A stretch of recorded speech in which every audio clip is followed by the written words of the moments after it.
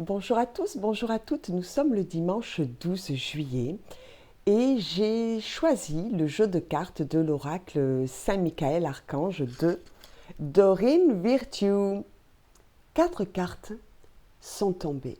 La première, décider d'être heureux dès maintenant. Oui, on y va.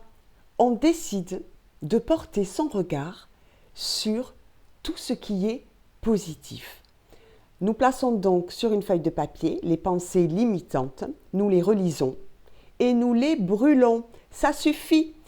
Nous ouvrons dès maintenant notre cœur à la joie, à la félicité, à l'amour qui nous entoure. Et vous allez voir que ce principe-là permet de faire évoluer les situations. Deuxième carte, sens de l'humour. Nous sommes les comédiens et les comédiennes de ce théâtre qu'est la vie. Il y a bien sûr des comédies dramatiques, des mélodrames, certes, mais nous revêtons à chaque fois un rôle comme nous revêtons un habit. Notre belle lumière qui commence par nous-mêmes va irradier et nous permettre, avec un peu de légèreté, de dépasser les situations qui ne sont pas toujours confortables ou qui ne sont pas toujours agréables. Cela veut dire que nous acceptons de nous ouvrir, nous acceptons de changer notre perception des choses. Pour cela, une autre astuce, utilisez votre imagination et vous verrez la réponse.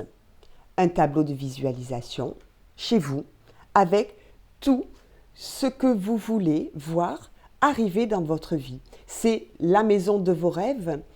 Ce sont des mots-clés que vous allez accrocher avec une épingle à linge sur ce tableau.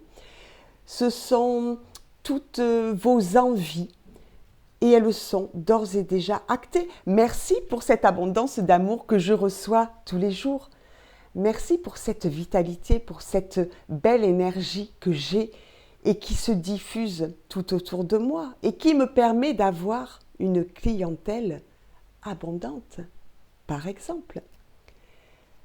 La quatrième carte, amour éternel, amour inconditionnel.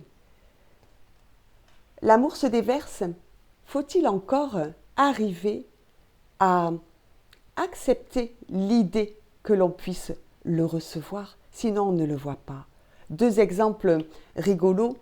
Un monsieur vient dans mon cabinet il y a quelque temps et puis à la fin de la consultation me fait part de son souhait de partager sa vie, il a une 50aine d'années, avec l'être aimé qu'il souhaite rencontrer, qui pourrait lui apporter bien sûr de la joie, avec qui il pourrait voyager, avec qui il serait très certainement très heureux. Et il m'explique combien c'est compliqué parce que, bien sûr, il ne porte pas ce regard positif, il porte un regard d'attente.